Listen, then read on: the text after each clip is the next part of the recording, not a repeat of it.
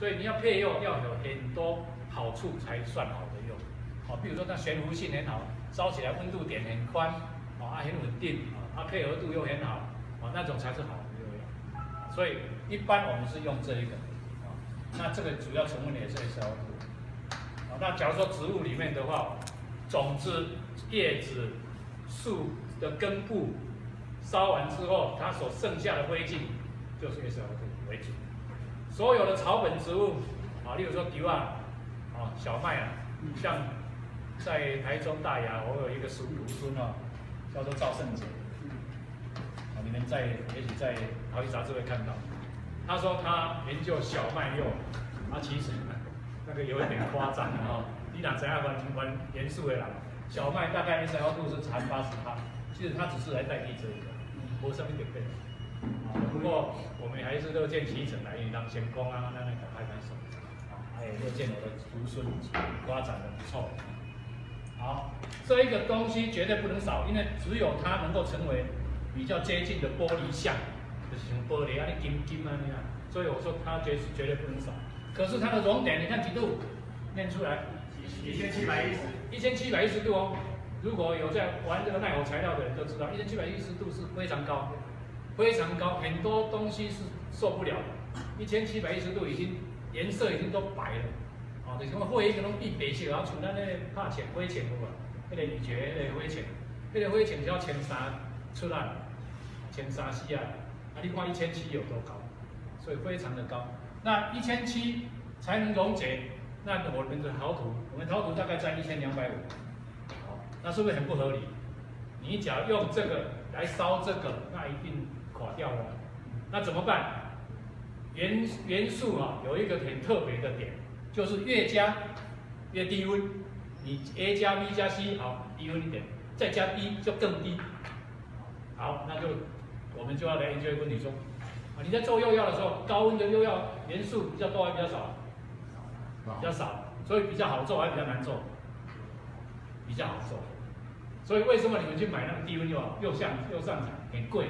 因为它要用很多元素去做，这样就理解了嘛。我讲700多点都比1000多较贵，你也刚刚有没有盖修签？它的道理就在这里了好，但是当这一个 SiO2，你假如用别的，例如说这个助溶的，就是用这一个来溶解它。用助溶剂来溶解它之后，它就变成液状。讲啊简单的就是玻璃啦。你看那个平板玻璃溶了之后，为什么会给我做平板？因为它变水会，从便宜拿出来要做足俗的。那 SiO2 1公斤2块钱，2块，你怎么买上？2干嘛都无啊？1公斤2块钱，还是混金配。你只要在新竹一个沙，应该是一大把2块钱不能买，打4给弄了。所以加了这个助溶剂之后，把它的温度拉低，然后就可以开始成釉。好，那我们跳一下，跳到这里来，你看，你要配釉的话，以长石为最好的起点。为什么？长石这个元素你们没有配过釉了，但是姑且听一听。长石是个原料的名称那长石这一个原料呢，它通常在1250度 C 就会溶解。它本身就会溶了啦，所以你就是通通不加其他的，拿去烧它也会溶，因为它里面含有 SiO2， 又含有中间这一个，又含有这个。这个材料表我会发给你们，就是等材料表发下来，我再告诉你。你看这个元素里面有好几种加在一起，不是说一种元素里面只有一种。比如说我们说的石膏。咱咧管的石膏无，管的石膏叫做硫化钙，硫化钙里面就含有10份的结晶水，就是讲伊内底本身你搁甲蒸发了，伊赶快内底个水，伊的晶体内底的水叫做结晶水，它的水分含量很大，所以你要去经过蒸馏，那个蒸情会烘掉了。这个就有道理，所以你也不用怕，你不懂的你就来问，那我也有不懂的，我会告诉你。我不懂的我会继续努力的。因为大家都在努力中，只是我努力都做的比较早一点好，那因为长石有这个特点，所以通常呢，我们利用长石，然后来做简单的釉的话，很简单。比如说你要做一个制野釉，赶快抄哦。我的口供，日本系统的制野釉非常简单，就是这个你来用它来帮助它溶解，帮助它溶解之后，它就白白的这样一层，对，油起来那白糊啊。好，然后你再加碳酸钠 ，NaCO3，通常它就可以做出制野釉，3样而已啊。所以好的釉不一定说加这些物件，不一定。那等你有在试釉的时候，我会适当的给你指引，比如说你在做这个釉有什么缺陷，需要帮忙，我会告诉你怎么做啊。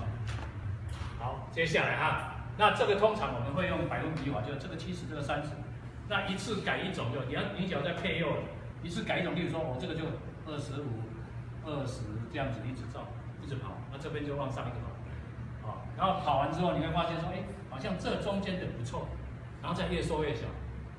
这个刚才你看在那边我们生那种打金键，打坐标啊一样啊，就是打到那个最好的点就可以。前后左右。对，然后这样打至于比较复杂的，我们以后再陆陆续续谈。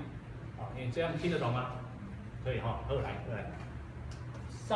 我们烧陶艺品通常都烧所谓的中温，中温大概就是1200到1300左右，低温大概就这个以下到900左右，高温就这个以上。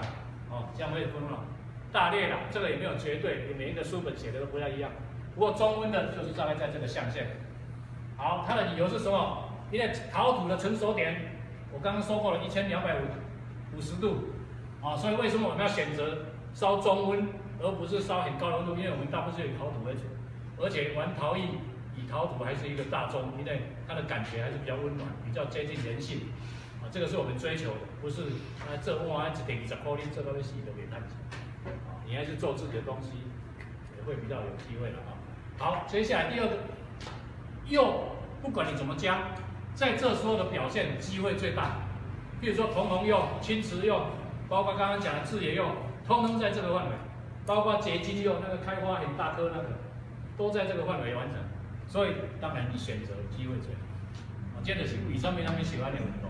那两块是千里得二，千里可升级可是它表现机会少。你喜欢都是那些破旧的釉，看你要表现什么了。那通常就这个温度是最好。接下来提的有点快。釉的所有我们要用的这个元素了就是说那用的材料以土石，就是陶土啦、石土啦、石头就是刚刚讲的，像什么矿石里面的SiO2啦那些为主。那植物灰是比较其次的，因为植物灰，例如说你稻草一大把，烧完能用的不到半把，所以它的肉食量太大，不方便。也有人说我自己来做骨灰，做牛骨灰就是把牛骨拿来过滤什么，不过要看你有没有做那么多。你假如说到最后你做那么多，骨灰是还有经济价值的，它1公斤大概在200块钱，你做成粉末，那你假如要做成粉末的话，你就把骨头拿去烧800度。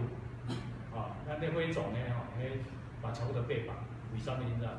因为800是骨头这样污染。所以你看化学的书籍这个也是上次我讲过了盲点。CaCO3然后这个碳酸钙就骨头啦，800度 C， 它有这样写，然后这边写一个分解。上次好像有提过，我为了找那个动物壳。要烧，结果去夜市啊，叫人咧蛋食出咧无来蛋条咧，西施壳啊，做那个壳啊，包括啦较什么叫着倒来洗，洗了过来夹，到3天这样做粉末，超方式。后来才看到书本里面就写这样就恍然大悟了，他就把那些壳就放在碗公里面，拿进去烧800度，出来我足期待，一开窑门我就。灰啊，那都得先，所以读书要读通啊。这我就是不通，家己底下不是戆人，底下洗啊。我若像洗耳机，那摕出来洗。是你那个时候，粉末适合那个釉用。粉末它有一个阶段性，就是说你要烧到适当的温度，800度粉末化，1100度以后会白化，就是讲伊的肉食量会很大，就不适合。无聊了对啦，所以你要烧到差不多灰白色，在差不多800到1100之间。啊，你烧了后，你爱起来用沉淀法，用明环还是用水给它沉淀，差不多3次，倒掉，再来1次，倒掉，大概要来几天。只要不沉淀，不沉淀你的杂质它怎样？就是你那些轻轻浮浮的啦，那些杂质的较侪。啊嘛是会小一点，就是讲你今日上釉了后，表面会有一些缺点。但是有一些东西它本身就比重比较重，那个就比较没有。你无沉淀的话，你嘛是那个，像你那看你那渣就是。我把你摕起来清看。灰渣。哎呀，你那种油渣什么渣？油渣，油渣。啊，所以讲啊，你若讲想要气炸，因为这是个人化的东西，你就可以什么都可以试试看，会让我你行出新的路出来。好，再来哈，铀元素加入越多越低温，刚刚我们有讲，但是要注意所谓的饱和量，你说加了很多，例如说碳酸钙，你老师说加越多越低温，那我就加40、50这样子加。碳酸钙你要了解你要不懂的也可以问或是书本也有写。它最多能含到多少？再上去它就反效果，就会变得很高温。碳酸钙在单独烧的时候是这样，2572度 C， 非常高所以它超过饱和量之后几乎都溶不了，它的饱和量40%。那以后我加一次我材料表出来之后，我可以把这些都告诉你，你就抄就好了，你就不用死记，忘记了拿出来看，你有配用那时候再来看也没关系。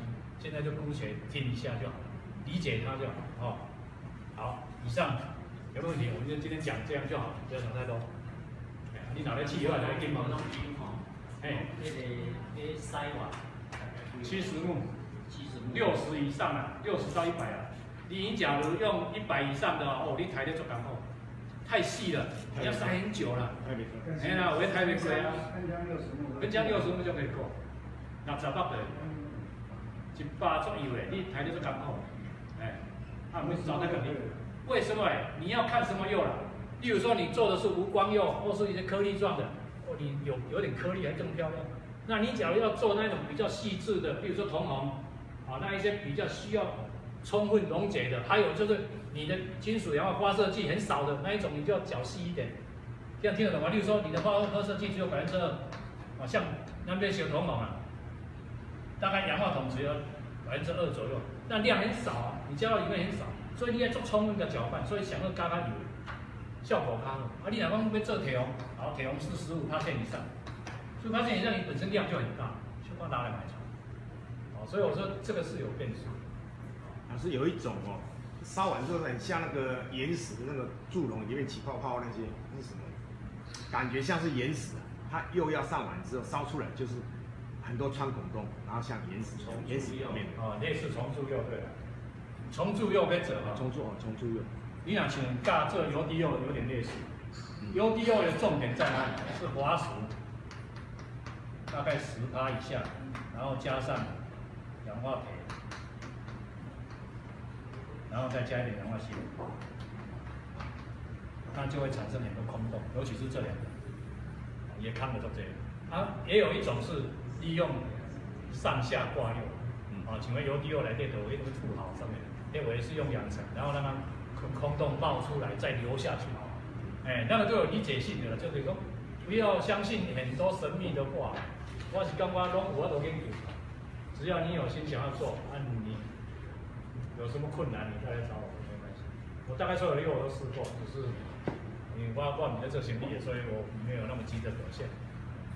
但是我也愿意告诉你，你假如说做到哪一个阶段了，我再告诉你怎么做。比如说你要做银色油滴，只要这一个再加这个再加一点氧化钴 CO， 那就变黑色了。都有，我说都一定有道理，不是这种偶然性的这个解说，一定要告诉你道理。你这样通了，你去做都会成功。